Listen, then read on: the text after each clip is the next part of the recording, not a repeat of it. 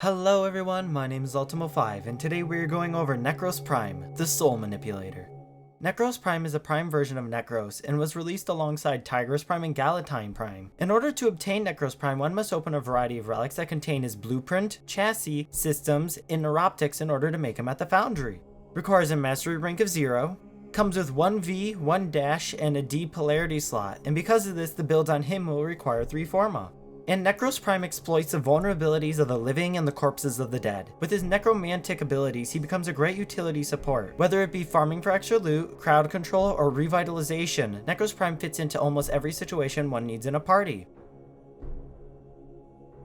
Nekros Prime has been buffed compared to the original Nekros. These buffs would be higher shields, higher armor, higher energy, and he comes with an additional dash polarity slot.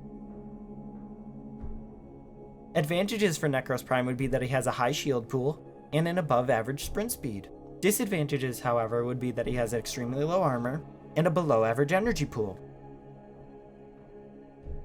Nekros' passive makes it so he regenerates 5 points of health anytime an enemy dies within 10 meters of him, which can also heal companions. This is a pretty simple passive, but is still very useful. In the case of desecrating for loot, it will help heal off some of the damage taken when using desecrate with its augmentation.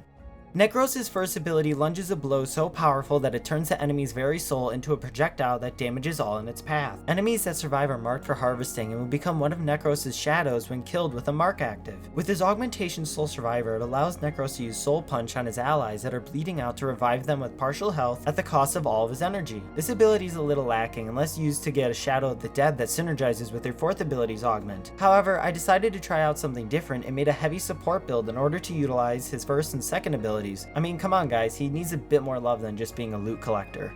Nekros' 2nd ability releases a Fearing Blast that causes enemies to flee in terror and temporarily reduces their armor. With his augmentation Creeping Terrify, it makes it so all affected enemies are slowed down. This ability, just like the first, is a bit lackluster, and not only that, but quite expensive to cast at 75 energy. However, this matches with the Dark Cleric build that utilizes his 1st and 2nd abilities to support allies.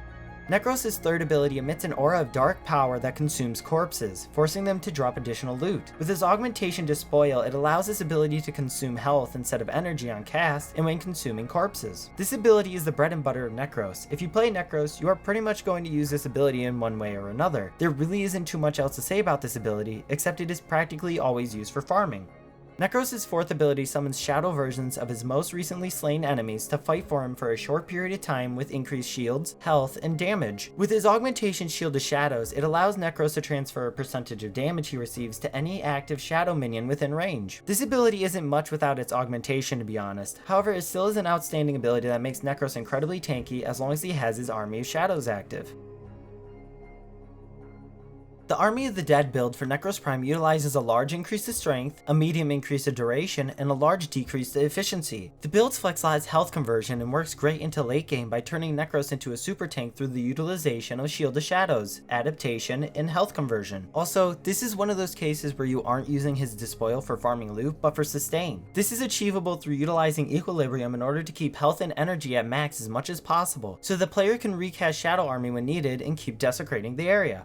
The Loot Farmer build for Nekros Prime utilizes an extremely large increase to range, a medium increase to duration, and an extremely large decrease to strength. The build's flex slot is Augur Reach and works very well. The main reason for Shield of Shadows being on the build is the numbers. Sure, the damage redirection won't be as good as the build before, but it does spawn multiple allies, making it so you aren't the only one being targeted. Also, considering the player has max range for Despoil, the player will be dropping energy orbs constantly and will always be able to keep their shadows up.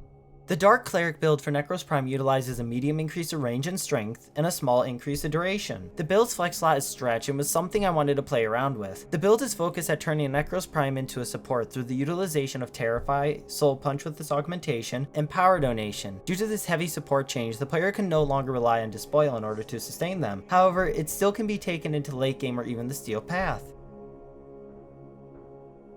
First off, the aura slot can be whatever you want it to be. As long as it benefits you and what you are doing currently, then realistically anything can work there. For instance, Steel Charge is a fantastic aura mod, but Swift Momentum could be a better choice depending on the situation. You could even use an aura forma on him so any mod could go there and not just Madara V mods. Intensify, in place of Umbral Intensify if you don't have it. Continuity, in place of Prime Continuity if you don't have it.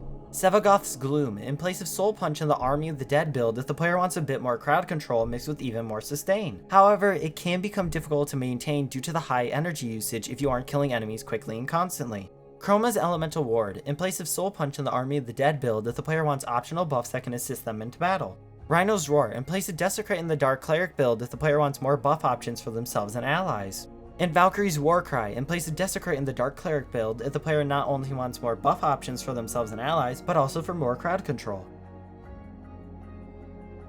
Arcane Energize, upon energy pickup 60% chance to replenish energy to nearby allies.